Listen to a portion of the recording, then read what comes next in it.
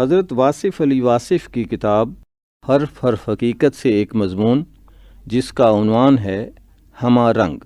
جن لوگوں کو اس دنیا میں رہ کر گیان، نروان یا عرفان حاصل ہوا، ان لوگوں کے حالات یا ان پر گزرنے والے واقعات کا بغور مطالعہ کیا جائے تو معلوم ہوگا کہ ہر ایک پر الگ الگ کیفیات مرتب ہوئیں۔ لوگ الگ الگ تجربات سے گزرے اور نتیجہ تقریباً یکساں تھا کہ اس کی ذات کی پہچان انسان کے بس سے باہر ہے۔ جن لوگوں کو اس کی معرفت ہوئی انہوں نے یہی فرمایا کہ حق کی معرفت ادا کرنا انسان کے بس کی بات نہیں۔ ایک کا طریقہ دوسرے کے طریقے سے مختلف ہونے کے باوجود ایک کی دریافت دوسرے کی دریافت کے برابر ہونا ایک بڑی عجب بات ہے۔ کہتے ہیں کہ ایک بزرگ دریا کے اندر پانی میں رہ کر کئی سال تک تلاوت کلام پاک کرتے رہے، آخر ایک دن سرشار ہو کر باہر نکلے اور اپنے چاہنے والوں کے پاس جا کر اعلان کیا کہ اگر مجھے معلوم ہوتا کہ اللہ کی پہچان اتنی آسان ہے تو ہم پانی میں اتنے سال کیوں کھڑے رہتے۔ ایک بے باک طالب علم نے بڑھ کر کہا، یا شیخ، آپ کی ہر بات صحیح، آپ کی ہر بات برحق، اب آپ کم از کم ہمیں تو وہ راز بتا دیں تاکہ ہم پانی میں کھڑے رہنے کی صعوبت سے بچ سکیں۔ وہ شیخ مسکرائے اور کہا، میں اتنے سال کی عبادت کا حاصل تمہیں ایک سیکنڈ میں کیسے دے دوں؟ اب نتیجہ صاف ہے کہ جو کچھ حاصل ہوا وہ ریاضت کے نتیجے سے حاصل ہوا، اور اگر ریاضت کے نتیجے سے ہوا تو یہ کیوں کہا گیا کہ اگر مجھے معلوم ہوتا کہ اللہ یہ ہے تو اتنے سال ضائع کرنے کی کیا ضرورت تھی؟ بس یہی راز ہے جو ملتا ہے۔ وہ بہت آسان بات ہے، مگر یہ آسان بات بڑی مشکلات سے حاصل ہوتی ہے۔ عبادتیں اور ان کا تقدس، ان کی اہمیت اپنی جگہ، لیکن کسی انسان کا دل راضی کرنا یہ سب اہمیتوں سے زیادہ اہم ہے۔ ایک انسان کے پاس کچھ نہیں، اس کا دامن عمل خالی ہے، بس صرف اس کے پاس ماں کی دعا ہے، نتیجہ حق شناسی ہے۔ ایسا کیوں ہے؟ یہ مالک کے کام ہیں۔ کسی کو مال و دولت میں عرفان نصیب ہوا، کسی کو غریبی برداشت کرنے کی وجہ سے اپنے قریب کر دیا گیا، کچھ لوگ صرف سفر میں رہے اور جھوٹے لوگوں کی عاقبت دیکھتے رہے۔ ان کنڈرات کو دیکھنے سے جو ہیبت طاری ہوئی اس میں حق کے آگہی حاصل ہو گئی۔ کچھ لوگ کوئی نیکی نہ کر سکے لیکن جہاد اسلام میں ان کو شہادت نصیب ہو گئی۔ اب شہید کو جو مقام میسر ہوا وہ موت سے آزادی ہے، اللہ کا قرب ہے ہمیشہ ہمیشہ کے لیے، اور اللہ کا حکم ہے کہ ان کو مردہ نہ کہو، وہ تو زندہ ہیں۔ کچھ لوگ مسلسل استغراق میں رہے اور استغراق میں انہیں حق شناسی عطا کر دی گئی۔ کسی کو تنہائیوں میں گوہر مراد ملا، کسی کو محفلوں میں راز ملا، کسی نے قوالی میں پایا، کسی نے محفل ذکر میں حاصل کیا، کسی کو دعا نصیب ہوئی، کوئی حسرتوں میں سرشار کر دیا گیا، کسی کو مشاہدے میں، کسی کو مجاہدے میں، غرضے کے اس کے جلوے ہمہ رنگ ہیں، اور جلووں کے حصول کا سلسلہ بھی اسی طرح ہمہ رنگ ہے۔ انسان خلوص کے ساتھ دین کے فرائض کا خیال رکھتے ہوئے اگر اس کی راہ پر گامزن ہو جائے تو کسی نہ کسی شکل میں، کسی نہ کسی صورت میں اس بے صورت کا جلوہ مل جائے گا۔ حضرت علی رضی اللہ تعالی عنہ کا قول ہے کہ اگر چمگادڑ کی زندگی پر ہی غور کیا جائے تو عرفان حقیقت ممکن ہی نہیں، آسان بھی ہو سکتا ہے۔ ہمارے مرتبے اور ہمارا غرور اور لالچ اور کینہ اور بغض اور غصہ اور نفس پرستی اور نمائش اور آلائش ہی ہمارے راستے کی رکاوٹیں ہیں۔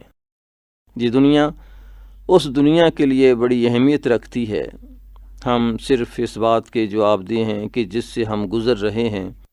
ہم آسمان کے ستاروں کی چالوں کے بارے میں کبھی جوابدہ نہیں بنائے جائیں گے۔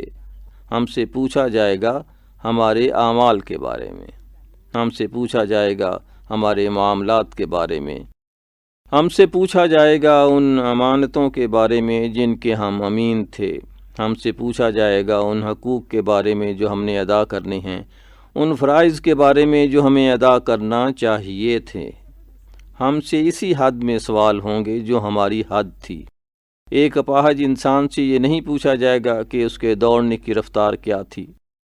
صاحبان دل سے دل کی بات ہوگی، صاحبان فکر سے فکر کی بات ہوگی۔ جس آدمی کو قلم کی طاقت عطا کی گئی اس سے یہ پوچھا جائے گا کہ اس نے اپنی تحریر کس سمت میں استعمال کی۔ الفاظ کی نشست و برخاست اتنی اہم نہیں جتنے الفاظ کے مدعا اور معانی۔ تحریر گویائی کی طرح ایک عظیم عطیہ ہے قدرت کا، اور اس کے بارے میں پوچھا جائے گا۔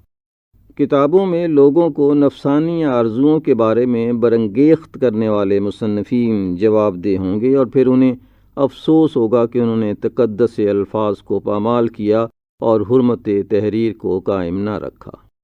الفاظ سے گمراہ کرنے والے عذاب کے مستحق قرار دیے جائیں گے، وہ لوگ جو لذت خطابت میں آ کر لوگوں کو غلط راہ پر ڈال دیتے ہیں، اپنے لیے مصیبت مرتب کر رہے ہیں۔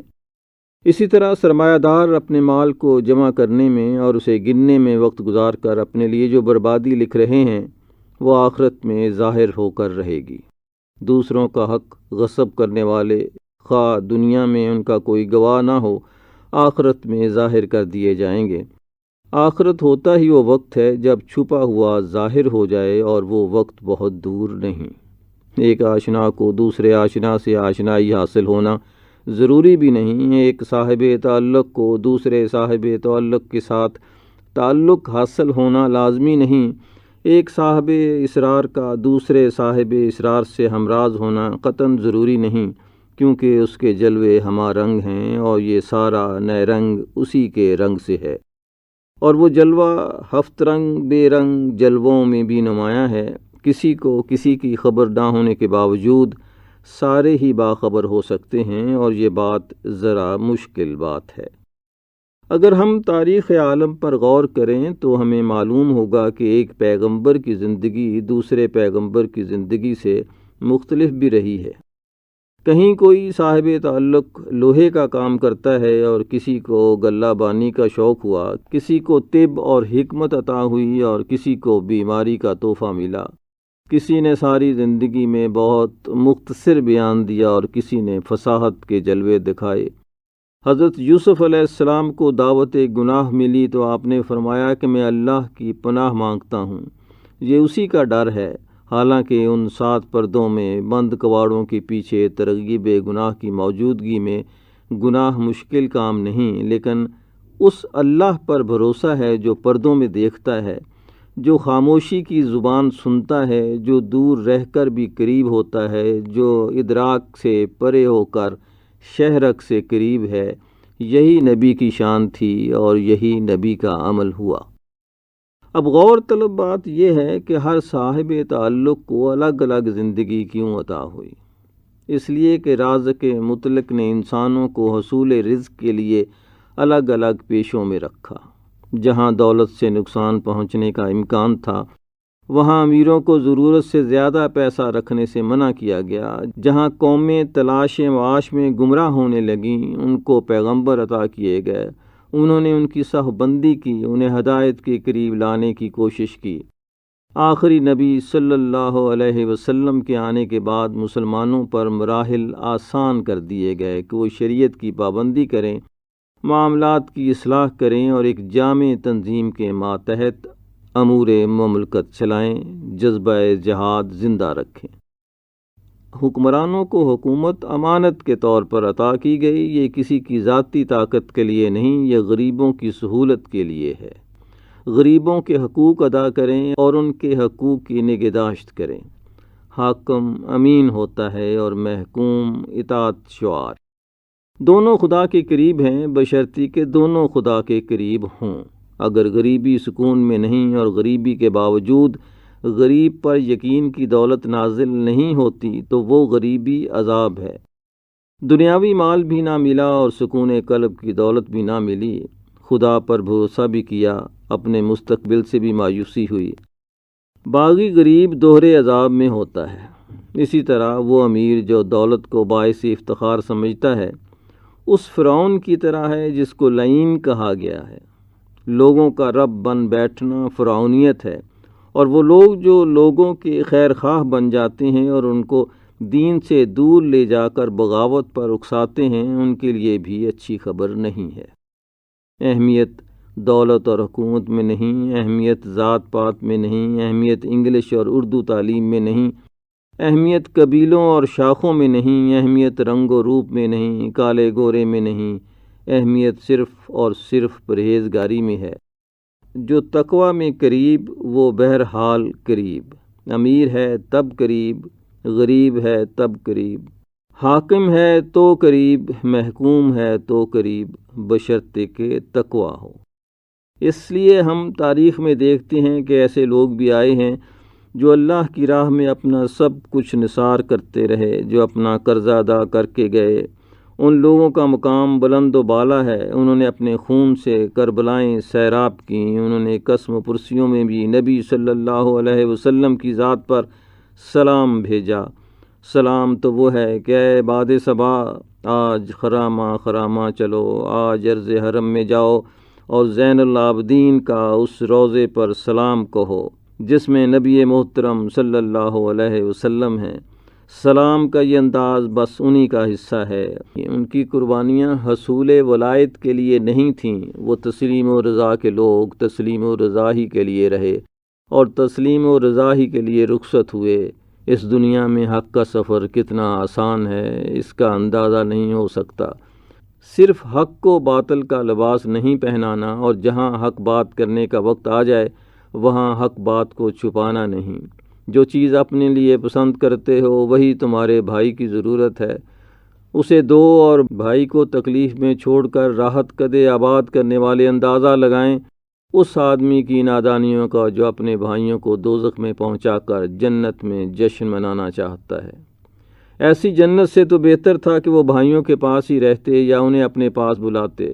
اللہ اپنے حبیب صلی اللہ علیہ وآلہ وسلم کی امت پر عذاب تو نہیں ڈالے گا، لیکن درجات حاصل کرنے کے لیے ضروری ہے کہ ہر آدمی اس بات کا خیال رکھے کہ حضور اکرم صلی اللہ علیہ وسلم کی امت کا کوئی فرد پریشان نہ رہے۔ انسانوں کو خوش کرنے کی بجائے اپنے مولا کو خوش کیا جائے۔ صداقت فکر کا ہونا ضروری ہے صداقت عمل کے لیے۔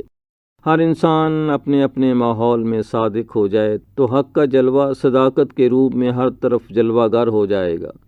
کچھ کمی ہم ہی میں ہے، ورنہ وہ جلوہ تو قدم قدم مظہر اور عیاں ہے۔ تکلیف دینا چھوڑ دو، بخش دو سب کو، اپنی بخشش طلب کرو۔ اس کو پانے کے ایک دین میں ہزاروں انداز ہو سکتے ہیں۔ ادب شرط ہے، توبہ کر لی جائے تو ایک اچھے وقت کا آغاز ہو سکتا ہے۔ عمر سو کے گزاری ہے، یا بقیہ کم از کم بیدار رہنے کی تمنا میں گزاری جائے کہ اگر صرف باوضو ہو کر انسان سو رہے تو نیند کا عرصہ بھی عبادت گنا جائے گا۔ اس کی تلاش میں پہلا قدم ہی آخری قدم ہے۔ کعبے کا ایک نام انسان کی پیشانی بھی ہے، اور خدا کا ایک نام عاجز مسکین کا آنسو بھی ہے۔ بے بس کی آنکھ سے ٹپکنے والا آنسو کتنی عبادتوں سے فوقیت لے جاتا ہے۔ اپنا خدا اپنی ایمانداری سے آپ حاصل کرو، اپنے مالک کو اپنی صداقت سے اپنے دل میں پاؤ۔ اس نے کہہ دیا کہ میں تمہاری سانسوں میں ہوں، تم جہاں ہو میں وہاں ہوں۔ اپنے آئینے میں جھانکو، یعنی اپنے دل میں جھانکو، میں وہاں ہوں گا۔ اور جس طرح آئینے کے سامنے جانے سے یہ معلوم ہوگا کہ جب ہم سامنے ہوں تو وہ عکس بن کر سامنے آ جاتا ہے، ہم آگے ہوں وہ آگے آ جاتا ہے، ہم پیچھے ہٹ جائیں وہ پیچھے ہٹ جاتا ہے، ہم سامنے سے ہٹ جائیں تو وہ سامنے نہیں رہتا۔ اب یہاں یہ غور طلب بات ہے کہ جب ہم اس کے قریب ہوتے ہیں وہ اور قریب ہوتا ہے۔ ہم کیوں نہ اس کے قریب تر ہو جائیں۔ اس مقام پر ذاکر اور مذکور ذکر میں اکٹھے ہو جاتے ہیں، دونوں قریب اور دونوں جدا۔ وہ کہاں اور ہم کہاں، یہی مقام ہے اس کو پانے کا۔ اس کی یاد میں اپنے آپ کو بھول جاؤ، اس کی تلاش میں ارد گرد سے بے نیاز ہو جاؤ۔ اس کے حصول کی راہ میں کسی دشواری کو دشوار نہ کہو۔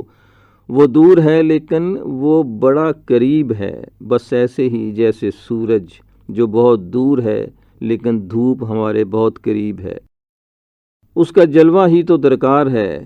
ذات سے ذات کا وصال امکان سے باہر ہے، جلوے سے تلاش کا وصال ہو سکتا ہے۔ تم تلاش بنتے جاؤ، جلوہ خود ہی حاصل تلاش بن جائے گا۔ ابھی آپ مضمون سن رہے تھے ہمہ رنگ۔ یہ مضمون حضرت واصف علی واصف کی کتاب حرف حرف حقیقت سے لیا گیا۔ اظہر نیاز کو اجازت دیجیے، اللہ حافظ۔